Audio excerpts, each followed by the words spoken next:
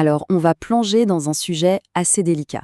Ce dont on va parler maintenant, ça pourrait bien réveiller quelque chose que vous avez peut-être mis de côté, une sorte de douleur sourde, et vous aider à comprendre l'origine d'un malaise que vous n'arriviez pas à nommer. Vous savez, cette sensation, ce poids qui s'installe juste là, dans la poitrine. C'est souvent le tout premier signal d'alarme, même si sur le moment on a du mal à savoir exactement ce qui cloche. Ah, ce fameux rire. Un rire de façade, un réflexe pour garder une certaine harmonie. Mais à l'intérieur, c'est tout autre chose. On sent que quelque chose vient de se fêler. C'est une situation que beaucoup trop de gens connaissent. Et voilà la phrase qui frappe en plein cœur.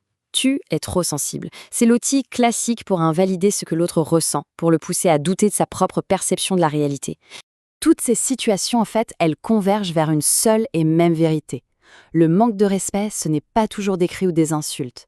Non, les formes les plus destructrices sont souvent silencieuses, subtiles. Elles s'infiltrent petit à petit et rongent l'estime de soi. Commençons par la première grande catégorie.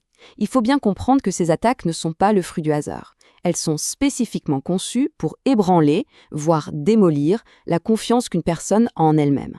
Le premier type est sans doute l'un des plus vicieux. Ça consiste à prendre ce qu'il y a de plus vulnérable chez quelqu'un pour s'en servir d'arme. Et le pire, c'est que c'est souvent déguisé en blague, en humour. C'est un poison lent qui instille le doute. Et c'est là qu'il faut être très vigilant, comme le souligne cette citation. Notre subconscient, lui, il ne fait pas la différence. Chaque pic, chaque blague sur une insécurité laisse une trace, une petite cicatrice. Ce tableau, il est très parlant. Regardez le décalage. D'un côté, il y a le déguisement, ces petites phrases qui ont l'air de rien, et de l'autre, il y a la réalité. Une manœuvre délibérée pour reprogrammer l'image que la personne a d'elle-même et pour voir jusqu'où elle peut supporter. La deuxième forme, on monte encore d'un cran dans la cruauté. L'agression ne se fait plus en privé, mais en public. Le but n'est plus seulement de faire mal, mais de le faire devant tout le monde, pour isoler la personne et asseoir son contrôle. Et l'impact psychologique est dévastateur. À force, le subconscient apprend une leçon terrible. Se défendre, c'est risqué. Alors pour survivre, il faut se taire, se faire tout petit, devenir invisible. Bon, maintenant, comment des incidents qui pourraient sembler isolés se transforment-ils en un système, en une habitude toxique? C'est ce qu'on va voir dans cette deuxième partie, le cycle du contrôle. Pour ce troisième type de manque de respect, il y a un mot qui change tout. Intentionnel. Quand un comportement blessant se répète, ce n'est plus un accident. C'est une stratégie consciente pour user la résistance de l'autre, petit à petit. Ce cycle est presque mécanique. Il se déroule en 4 temps. D'abord, l'acte irrespectueux. Juste après, l'excuse qui vient semer le doute, j'ai peut-être mal interprété. Puis vient la répétition, et là, le doute n'est plus permis. Et enfin, l'étape finale, la normalisation. La douleur devient la norme. Cette citation résume tout. Une fois qu'un schéma s'installe, on ne peut plus parler d'erreur ou de maladresse. C'est devenu une décision, un choix conscient de la part de l'autre personne. On entre maintenant dans les formes les plus insidieuses de manque de respect, celles qui n'attaquent pas de front, mais qui sapent les fondations de l'intérieur. Bienvenue dans la section sur le sabotage silencieux. Ce quatrième type s'attaque à quelque chose de très personnel, les émotions. Ici, on ne nie pas les faits, on nie le droit de ressentir ce que l'on ressent. C'est une technique de contrôle extrêmement puissante parce qu'elle amène la personne à ne plus faire confiance à sa propre boussole interne. Regardez bien la différence entre les mots prononcés et le message caché.